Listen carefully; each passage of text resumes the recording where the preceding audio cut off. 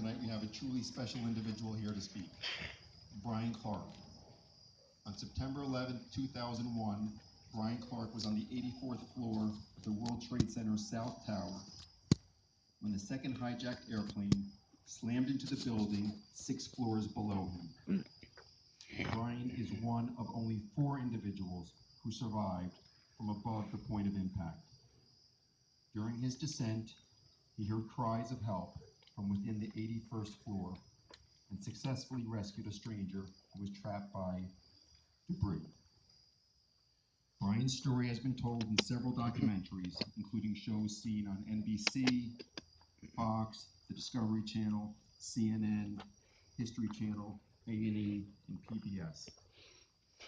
Immediately following 9/11, Brian served as president of the Eurobrokers Relief Fund, a public charity that raised millions of dollars to financially support the families of his company's 61 victims.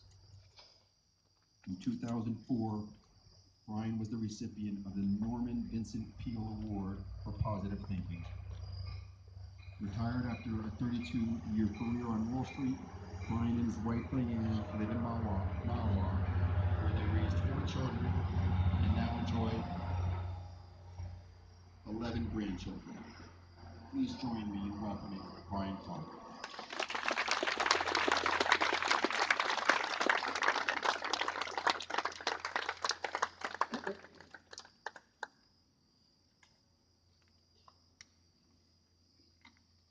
Good evening, neighbors. I live in the Fardale section, so I'm not far away. Mayor, thank you for the invitation, and Amy for your coordination, and Ari for that nice introduction. I appreciate it. I see you all standing, so I'm not going to give you the long version because it can go on for many minutes. And these poor gentlemen here are almost at attention the whole time. Well, I'll speed it up. My normal commute was leaving the Fardale section, as I say, driving to the train station Radburn Fairlawn, getting on a train and rolling into Hoboken, fast train under the Hudson to the basement of the World Trade Center. For those of you who don't know that site particularly well, it's a 16-acre site. There were at the time 6 buildings on the site. The towers were numbered 1 and 2, that's north and south. And there were 4 other buildings, including the hotel, number 3. The hotel was the victim, if you like, or the center point of the 93 bombing in the basement. Wow. So I arrived my normal time that day, about 7:20, up to the 78th floor, which was the upper of 2 sky lobbies. Each of the towers were 110 stories, and there were 2 sky lobbies, one at 44, one at 78. Where you transferred from an express elevator to a local elevator to get to your floor.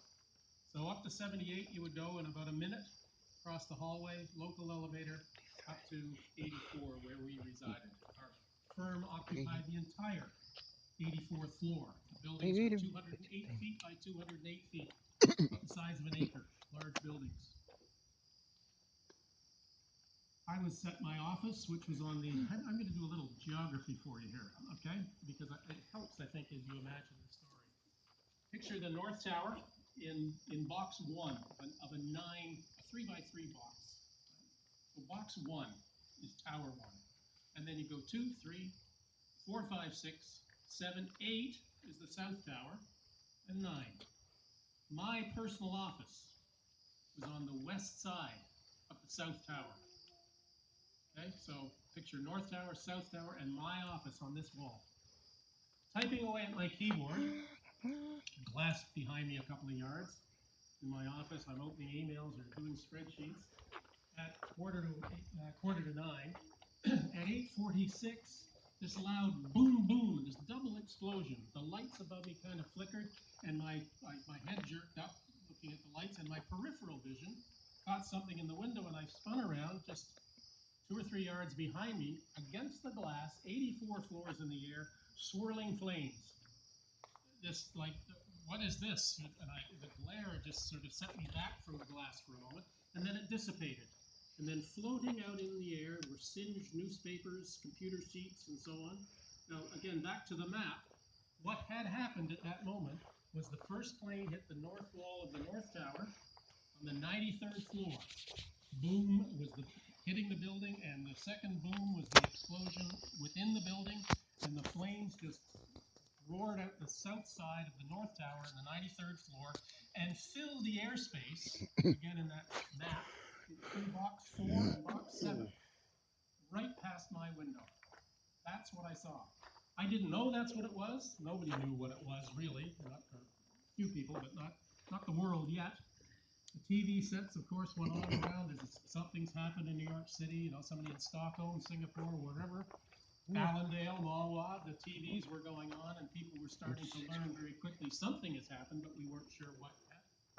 I wandered with many of the brokers on our floor, and I'll tell you, and I'll embarrass him a bit maybe, one of your residents I worked with, Ed Keslows, out here somewhere. He worked in our office at the same time. There he is. I see him sitting down. Oh, yes, my goodness. A bunch of brokers, perhaps Ed included, and myself went up to the north wall in the south tower here and looked up 9 floors to see this ring of fire next door. And we knew something serious had happened there. One woman who worked, a coworker of mine, Susan Polio, her name was, saw somebody jump. And I was away from the windows. I didn't want to see that at all. I stayed back. And Susan ran back to my arms and she said, "Brian, people are dying." I said, "Susan, I know. Come on, let's get you a little more composed." Put my arm around her and I walked her into the center core, left her at the ladies' room, went back to my office, called my wife in Malwa, called my dad in Toronto, said, "Turn on the TV. Something's happened next door, but we're okay in Tower 2. My wife at home turned on the television set. She doesn't watch TV during the day. And I put down the phone from her, called my dad in Toronto, and the strobe lights flashed. The siren gave a little whoop whoop, and the PA announcement from the building said, "Your attention, ladies and gentlemen, Building 2, the South Tower, Building 2 is secure. There's no need to evacuate Building 2. If you're in the midst of evacuation, you may use the re-entry doors and the elevators to return to your offices. Repeat, Building 2 is secure." Went through the whole story again. Well, the pressure's off. Now, what I had done since 1993 was trained as one of the fire safety marshals on our floor. They had asked executives to do that. The theory being that if one of the bosses says leave, you leave. If one of the bosses says stay, you stay. No disrespect to receptionists or mailroom boys, but they're not the people that people normally respond to, not the authoritative figures. So I would happily have done that, and they had given me a flashlight and a whistle and so on, and proper training, not CPR stuff, but evacuation procedures.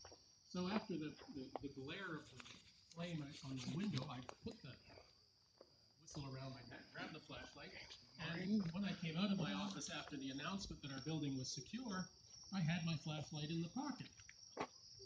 I got out into our west side trading floor, a very much smaller trading floor, and I came nose to nose with a coworker of mine named Bobby Call, C-O-L-L.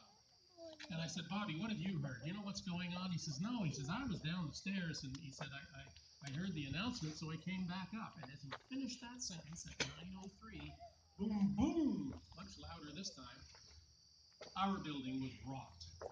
The second plane, back to the map, the second plane hit the south tower on the south wall at about the 78th floor. But as it went in, the right wingtip was up. So the right wingtip went right through the east side of our trading floor and killed many people on the 78th floor where they were changing elevators from express to local, or from local to express to get to the basement.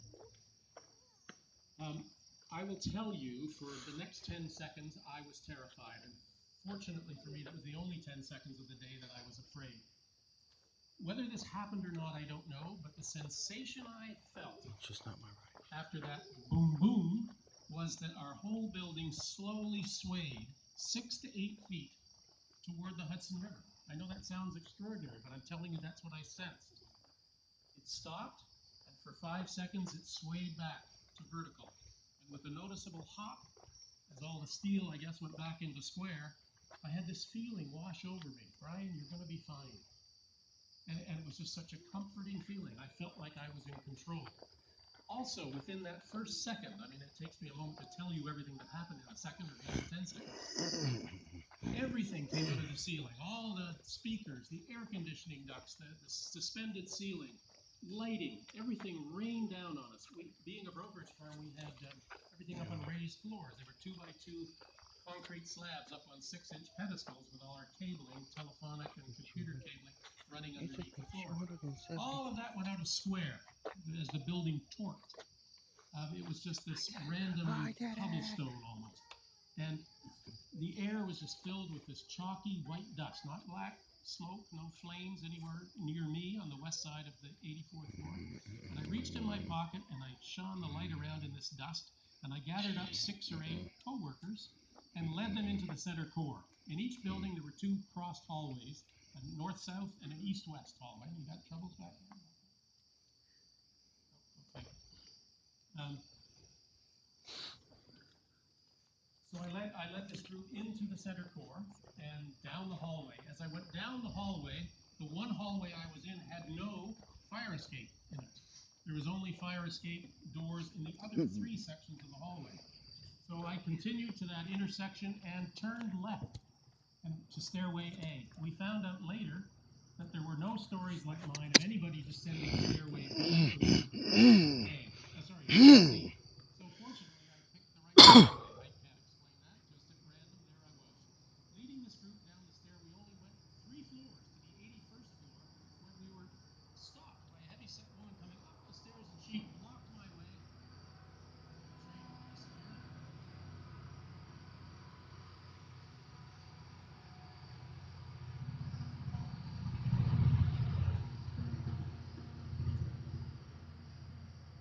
This heavy-set woman absolutely stopped me. You can't go down. There's flames and smoke. We've got to go higher. And the group that I was leading down the darkened stairway sort of went bump, bump, bump in behind me, and now there's a group of people on this 81st floor landing. And the debate began. Do we go up? Do we go down? And the lady was insistent that we go up. And then I was distracted. I heard this banging noise inside the 81st floor. Somebody was thumping on the wall and sort of muffled scream for help. I made it out, and I figured out they were, help, help, I'm buried. Is anybody there? I can't breathe. And when I realized what the person was saying, I just instinctively grabbed the shoulder of the person beside me, Ron DiFrancesco, a co-worker of mine, and I said, come on, Ron, we got to get this guy. Now, I don't think Ron knew what I was talking about, but he dutifully followed me.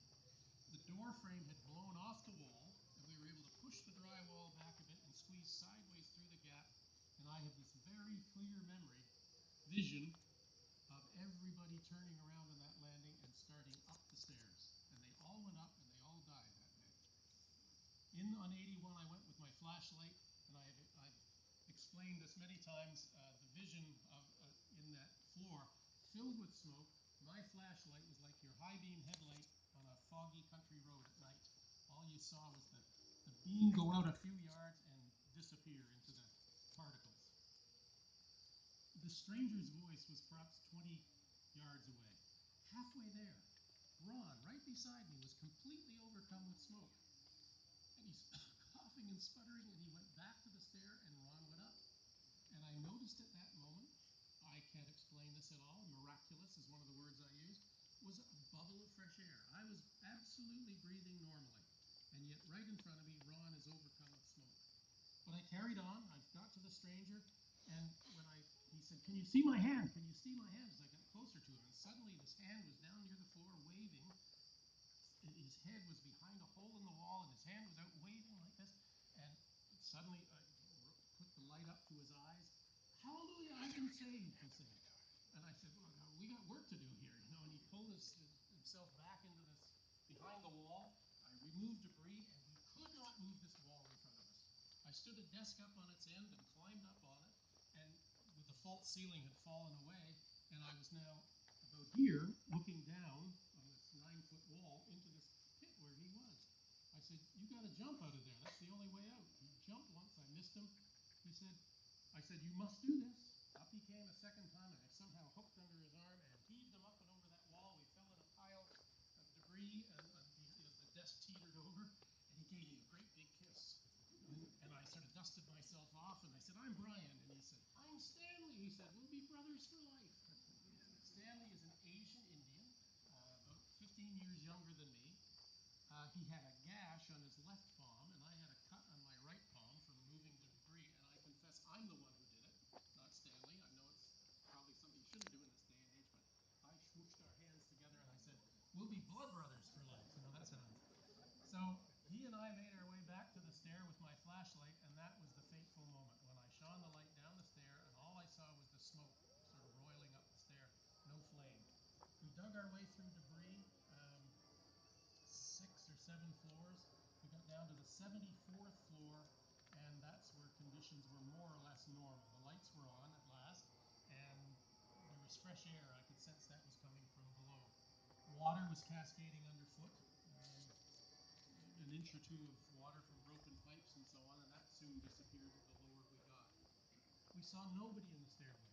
Nobody was in this stairway A that we were descending, other than the heavy-set woman who'd taken the rest of the group higher.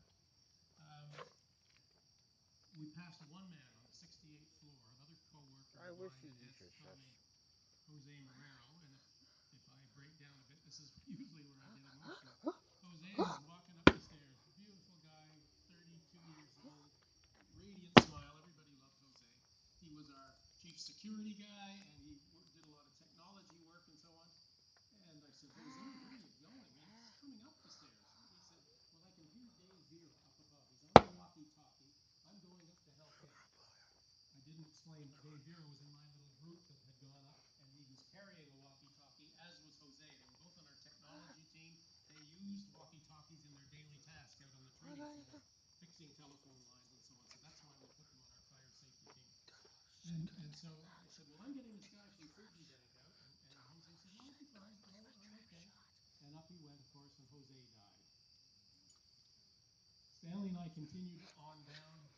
There's more to the story, but I promised you the shortened version. We got to the ground floor at about 4 minutes to 10, and a fireman at the door said, "Oh, guys, if you're going to go out here," he said, "you've got to go for it." I said, what are you talking about?" He said, "Well, there's debris falling from above." And I said, "Should I look up?" No. He said, "Just go for it." Well, I couldn't do that, so I opened the door and I kind of, gave a couple of these to see if there's anything up there, and I didn't see anything. And I said, "All right, Stanley, you ready?" He said, "I'm ready." He said, "Let's go." And we hightailed it south from the trade center, 2 or 3 blocks, got to a deli, and the deli owner was in his doorway, as were many other people. And I said to the guy, I said, "Do you have any water?" I said, "We've just come down 84." "Yeah, sure." He went back and got us a couple of bottles of water. He said, "Oh, wait, right there." He went back in and he said, "Here, take this." And it was a breakfast platter, one of He's those lying. round ones with a cellophane, sweet rolls and melon and everything. And he said, No. "Nobody's coming for this today." I said, "All right." So I took it and started walking down the street. We met 2 priests out behind Trinity Church, and one of the Stanley broke down. He said, "This man saved my life." Now the building's still standing. I said, "Well, maybe Stanley, you saved my life. I'm telling you that the building's still up. Maybe you saved my life by your voice calling me off the stairway." One of the priests said, "Well, let's have a prayer." So we did a prayer in the middle of Church Street, no traffic flowing anywhere near. And the other priest said, "Trinity Church is open if you'd like to go in." I said, "Oh, all right, we'll try that." So we were on the south side of Trinity Church, Rector Street, which is this street that sort of goes up on a slope. The cemetery is up here, so up we go up this, and we got sort of halfway up the hill toward Broadway, and Stanley turned around more than 90 degrees, and he looked back at the South Tower, and he said, "I think that building could go." And I said, "There's no way. That's a steel structure. That's just carpets and drapery and furniture burning." And I really didn't finish that sentence. It's like we were invited to watch. Down it came.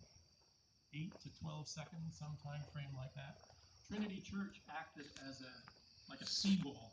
That white dust coming out of that building slammed into Trinity Church, and like a wave hitting a seawall, energy drove it higher up over our heads. But we were still in this huge bubble of fresh air right now. We ran up to Broadway, south on Broadway, as the wave sort of crashed down behind us and rolled up behind us. And when it caught us at 42 Broadway, we just went in, left turn into that building at random, never been in there before. And your mind does funny things when you're under stress. Because as I went through those revolving doors at 42 Broadway, I was still carrying the breakfast platter. Didn't want to litter. There's more to the story, but you're standing and maybe getting tired. I got home at 1:15 through a number of strange coincidence. A ferry from the East River that went to Jersey City. That didn't happen normally. I walked into the Hoboken train station, and the announcement was the Bergen County train that was scheduled to leave at 11:30 will be departing in 5 minutes. And it was at 8:45 minutes. Like they held a training for me. It all just laid out for me that whole day, and I can't explain any of it, but I'm very happy it worked out for me. Because when I look back, I know that it didn't work out for lots of people. Like the one resident in Allendale, the dozen in Wyckoff. I was at a service there earlier today. It was a nasty day. I know, that's kind of my story. There's more. I always get asked the question, do you still see Stanley? Panicked. When I'm talking to I school just kids and sucked. stuff like that. And yes, I still didn't see think- Stanley, and I went to his daughter's wedding about a month ago, and I called him this morning. He was in Sacramento giving a speech. I woke him up at 6 in the morning his time. I called him at 9 on the cell phone, and he gave me a big yawn, but he and I are still in touch. My reflection on what it all means to me, and I know that there are a lot of people out there hurting that lost relatives and so on. I was one of the fortunate ones. I'm happy to be here tonight sharing my story. But I do have some advice even for young kids who weren't born then, but it works for adults too, and even maybe some of the people who've still got pain from that day.